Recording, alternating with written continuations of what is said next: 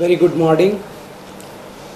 In this episode, I would like to focus on different papers of general studies, especially for main examination, IAS main, and how are they interlinked, what kind of questions you should prepare on the basis of the questions they asked last year. You do know that last year it was only those candidate can realize who appeared, that it was 25 questions per paper, only 10 marks, 200 words each question. That means a candidate was expected to write 5,000 words within 3 hours. UPSC also realized that it was next to impossible, and because of that they mentioned on the top of the question paper that content is more important than length. That means you may compromise with number of words, but you should not compromise with the quality of answer.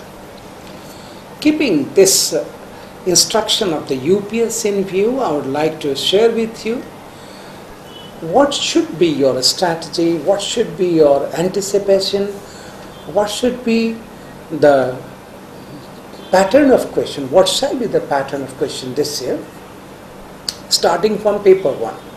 You see, paper 1 content is geography, history and society. The three are very much interrelated. You see, the first foremost thing, if you go for history, you should be very clear about, there should be a flow chart in your mind that you have to start from industrial revolution. Why industrial revolution? Because every country started realizing that their economy cannot grow within the boundary. They have to go trans-border.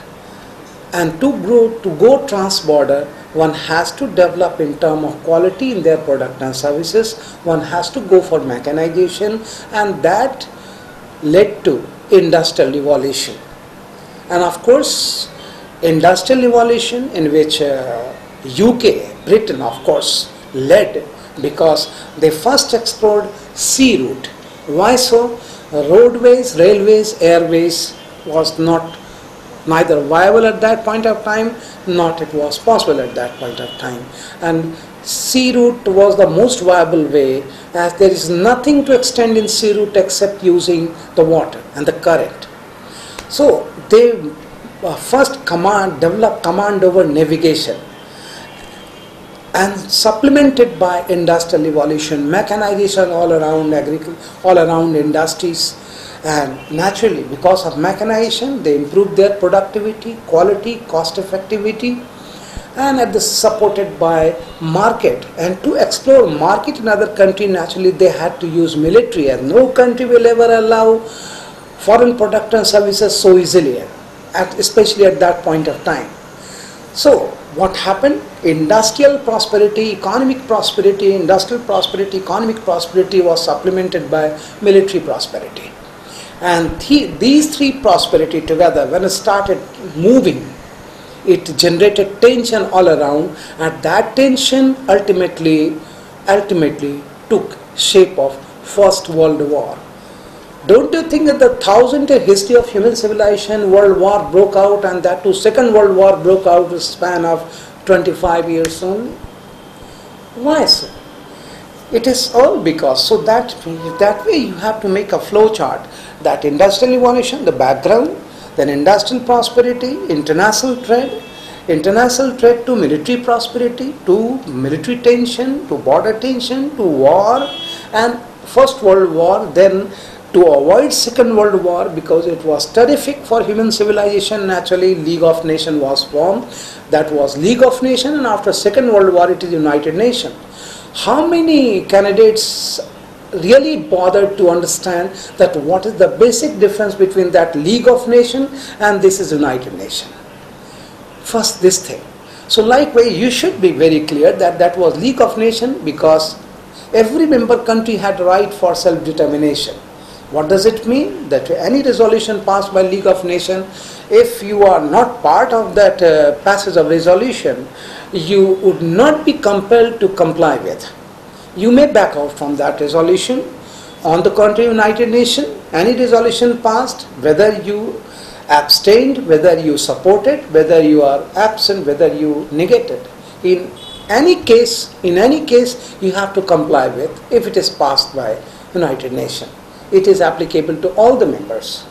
And you see, this is the basic difference, that League of Nations could not survive and United Nations is surviving even today. However, once again, United Nations also needs review in terms of a structure, in terms of function, in terms of procedure, because United Nations is getting defunct. Definitely getting defunct. You can say so, you can write so, because United Nations has become silent spectator whatever is happening all around the world. No need to say what is happening in Libya, Syria, Lebanon, Israel, in Iraq, in Iran, in Afghanistan, in Pakistan. Everywhere, United Nations is just silent spectator. Just think of the United Nations General Secretary, Mr. Ban Ki-moon himself belongs to South Korea. But North Korea, number of times threatening South Korea. And South Korea is seeking help from United States of America instead of seeking help from United Nations, where their own person is sitting there as Secretary General. Just think of, why is it so? So all these, then suppose this is the preparation you have prepared, what shall be the question? See, the question would be, first question like, economic prosperity brings about military prosperity. How far do you agree with the statement? Explain with reference to the background of First World War. 200 words. Likewise, the question may be that industrialization and mechanization ultimately lead to humanization of society. You explain, you elaborate. Naturally, you have to explain that because of mechanization and industrialization, there is a more and more comfort level. More comfort level means more human touch. Just think of very simple example, a lady washing garment by using washing machine would be welcoming any guest if he or she is coming in big. But if a lady washing garment manually, she would be very much irritated to somebody knocking doors at that point of time. So using washing machine and welcoming guest with a smile, and not using washing machine and getting irritated after finding a guest. This is the basic difference between the behavior, and this is what is called that mechanization leads to humanization. This is very simple to understand. So UPSC is not so interested in knowing that how much scholarly preparation you have, how much dates and data you have, how much facts and figure you are citing there. They are not at all concerned. They are more concerned what should be, how do you interlink the topics? How do you interlink the topics? Likewise, in paper 1 itself, see, in paper 1 itself, the society, impact of globalization over society. Naturally, what shall be the impact? First and foremost is that when you are inviting foreign investment, when you are inviting multinational, how can foreign investment or multinational be coming without bringing their culture here? You cannot just tightrope your culture and sideline all the foreign culture and have only foreign investment. It's not possible. You have to get ready for foreign culture along with foreign language as well as foreign investment. All will go together, all will come together, all will go together. This is it. This you have to decide. This way, in suppose the questions on society itself is that new world order is not only confined to world order, rather it is changing the basic institution of society called family. Elaborate this statement with reference to socio-psychological changes in Indian society today. See the question? This is the way. Likewise, when you are talking about geography, how geography should be, that means, don't you think that every geography is very much related to at the same time agroeconomy. And you do know the northern hemisphere and southern hemisphere has just opposite climatic condition, seasonal condition against each other. So if you are having Rabi crop in northern hemisphere, there would be Kharif crop in southern hemisphere. So the export must take place between northern and southern hemisphere instead of eastern and western hemisphere. But generally agro export is taking place between eastern and western hemisphere because of diplomatic reason. That means we are not complying geographical criteria, and instead we are complying diplomatic criteria. Because of that, their agro trade, agriculture export is not so fruitful as we are targeting for. This is it. So likewise, suppose the question is related to that geography and geopolitics are much more important today in terms of technical advancement or changing society or culture or whatsoever. So you have to interrelate each and every issues. This is like that. Likewise, if the question on Indian geography itself is that simple one line is there, it is tropical monsoon type climate of India which developed India, northern India in terms of agroeconomy. Comment. Like the question is that water terrorism is emerging new threat to Indian geopolitical conditions. Explain with reference to some recent happenings. These are the questions which we have to take account of. No, these kind of questions are not even asked in university and not available in textbook also, because you do better know that academic standard of India and competitive standard of India is quite different. And unfortunately, this I must say unfortunately, that the same government designing academic standard, the same government designing competitive standard, but they are not trying to make it at par. Because of that, in this valley, these private institutions are growing faster.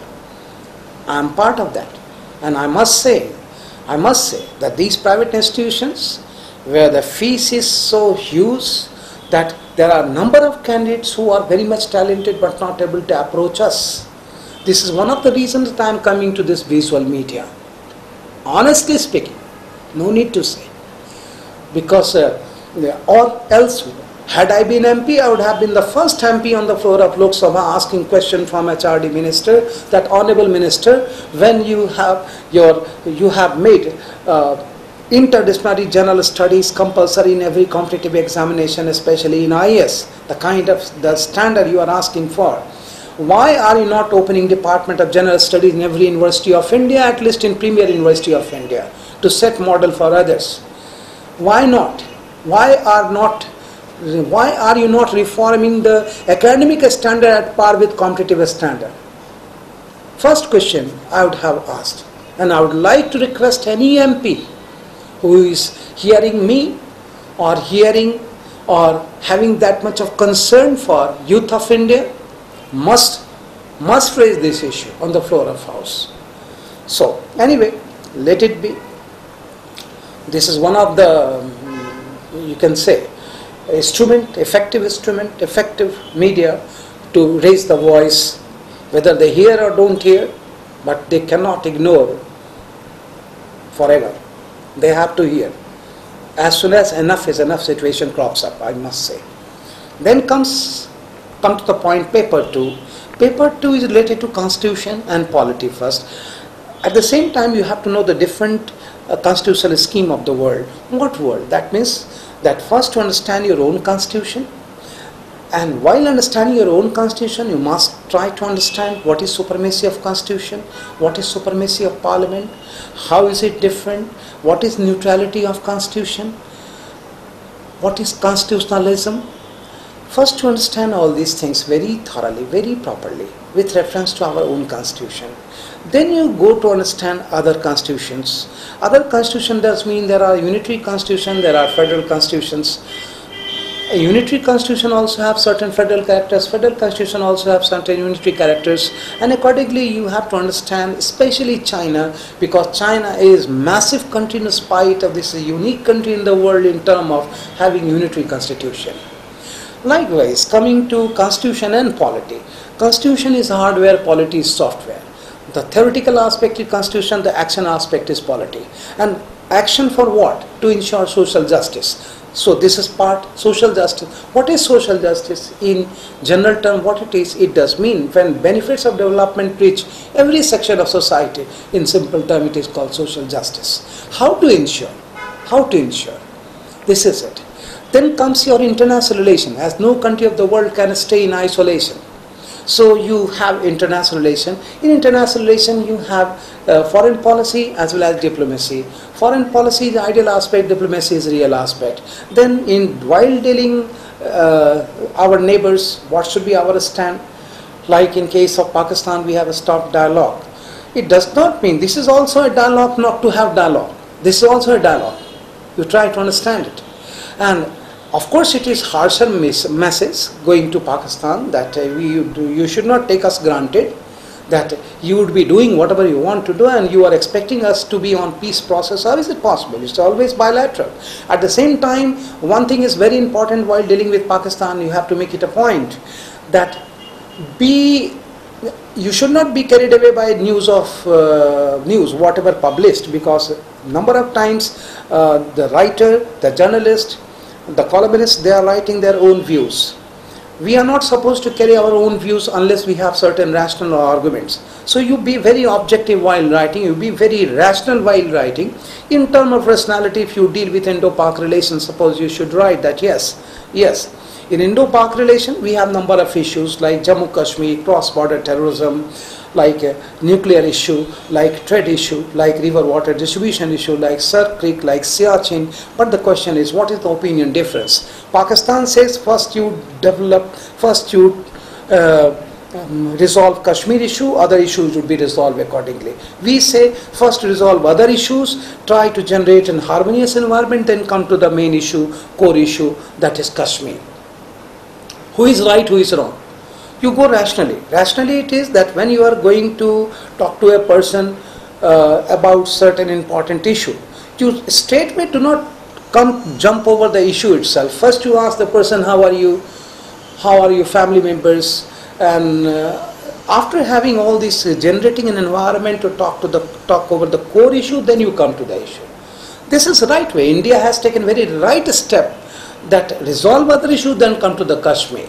And if they are so firm that no, first Kashmir, even then we will have one thing in our mind, that we have to write, we have to communicate, we have to speak in interview, and that is whom to talk to in Pakistan.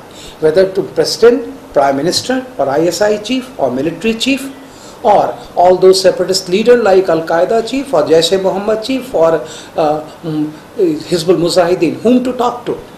Pakistan has to decide first that who is to talk to. Everybody is speaking in his own way. So first they get their resolution passed on their own soil, then they come to us with certain resolution that yes, this should be or this should not be. This is it. Anyway, so this is what paper 2 is asking you to understand, that you divide, like first you interrelation, foreign policy from Jawaharlal Nehru to Mr. Narendra Modi, what changes took place, why these changes, what are the impacts, positive, negative, what should be reformative. This should be your idea while dealing with second paper. While dealing with third paper, as I shared with you, that third paper is having economy, technology and security. The three are quite interrelated. You see, economic changes make technical changes, and technical changes make economic changes. Very simple to understand. One thing I would like to, that you see, because of satellite television, because of multi-purpose communication satellite, India had IT revolution. Because of IT revolution, now employment around 687 employments per 1,000. I must repeat, around 687 employment per 1,000. It is IT sector which is generating. That means around 70% employment is being generated by IT sector today in India. And because it is very effective tool of women empowerment. Because of that, working couple, see now technology changed economy started changing society. So that changed the family structure. Working couple, because of that, their socio-economic status improved, status of family improved, healthcare improved, childcare improved, old age home start making, boarding school started upcoming. because parents don't have that much of time to take care of their children. Naturally, they are growing up in boarding school. Nothing wrong in it. Let culture, let society change in terms of requirement of the time. You cannot just catch hold of culture. Culture is like a flow of water. It should be regulated by river bank, but it should not be stopped. Once you try to stop, it will start jumping. So, let it be regulated. Coming back to the points, yes. So, what I was talking about, the family institution, see, because of all these, healthcare, childcare, I am talking about, socio-economic status improved, and at the same time, one very important thing, that overall standard of life has improved, no doubt about it, and that is approaching for, you say it is not touching rural India. How can you say so? It's not like that. Rome cannot be built in a day. Of course, it is touching rural India also. Don't you think in rural India also, in farmers now farming on one hand, at the second hand he is speaking to some near and dear one. All his family relatives, friends, all are on fingertips. They started knowing how to SMS, how to use mobile. Because of that, we can think of digital India now. And we just can't wait for that unless people know we should not develop digital India. This is good too. It's not party agenda. It's of course very good idea to develop digital India so that entire India should be in network. This is what positive changes taking place in term economy and technology. But every development has a cost. Let me clarify.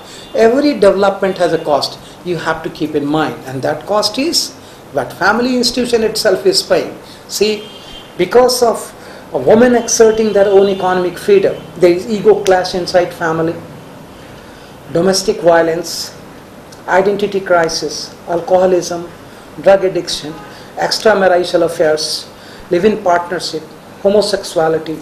These are outcome. And the most important, if you think of that way, that earlier house was available on rent, now womb is also available on rent in terms of surrogate mother. As a working lady cannot afford to stay back home for 9 months and to take care of her newly born child for another 9 months. She cannot afford to do that. She cannot afford to do that because of various reasons. And because this is, whether surrogacy is wrong or right, this is not the debate. The debate is that let it come, let changes come, let changes touch Indian society also, as we are part of new world order. We cannot stay isolated. An individual cannot stay isolated in a colony. How do you expect that a country would be staying isolated in entire world, from entire world? It's not possible. And then comes naturally when the two, economy and technology, start working together, they, as I shared in first episode, it will be generating threat to environment, and because of that, higher frequency of disasters. And we have to be well trained, we have to be very much active, we have to be well prepared for disaster management. It will take time. It will take time, because disaster management is not an issue to be discussed only. Disaster management needs that every Indian, it may be harsher statement, but I must say, every Indian, every youth of India especially, while they must be imparted to 3 month or 1 month or some sort of tough physical training like NCC, like a scout, like guide, or else their degree should not be issued. This should be compulsory. They must have disaster management training also. Let it be. Then only they would be self-managed people, self-ruled people, self-disciplined people. What Gandhi ji used to say, Swaraj, self-rule, self-discipline. It will make larger impact on public order of India. So, and then comes security, and you have to prepare security in terms of criminal justice system. Because security is based on respect for law, and respect for law is based on reporting of the cases, registration of the cases, investigation of the cases, prosecution of the cases, and conviction. All the 3 steps have to be reformed, and for that reason we are trying to reform judiciary. But who will reform judiciary? Parliament. And Parliament will reform judiciary. For that reason Parliament also needs reform. So that means the Parliament, judiciary, legislature have to reform each other. Then only you can think of reforming executive. And then only we can really reform what you say, administration, and then only economic reform would be executed in letter and spirit. So reform cannot be carried out in isolation. It is like a chain reaction. We have to realize. We have to realize. This is it. And then comes paper 4, as I told you earlier, that in paper 4, you just don't go by number of case study. You go by the nature of case study. Like to test your integrity, sustaining odd conditions, you would be giving sample questions like that you are district magistrate of a particular Naxalite infested district, and you got to know that Naxalites have made a number of villagers hostages there in a school along with children. How to deal this kind of critical situation? This is test of your integrity, and you have to think of all those conditions and derive a strategy. How to? That is the question I'll be dealing in later episode. Likewise, ethics. The question is ethics. It is never universal. Telling truth is ethical. But I ask you one question. In case of communal violence, suppose a person of one community takes shelter of your house and you are a person of another community, and some people holding sword and all sorts of arms asking you, have you seen any person coming there? Will you tell truth or will you tell lie? I ask you. Telling truth would be highly unethical, telling lie would be highly ethical. And it does mean that ethics is not a static concept, it's a dynamic concept. It changes. Killing a person is unethical, but a security person who is challenging a person on border, and if he is not bothering his challenge, he is shooting him down then and there, that is ethical at that point of time. This is what you have to know, that in rule of law along with rule of situation, which I clarified earlier, the balancing act between the two is nothing but ethics. And finally I must say that is integrity, ethics and aptitude, a right attitude.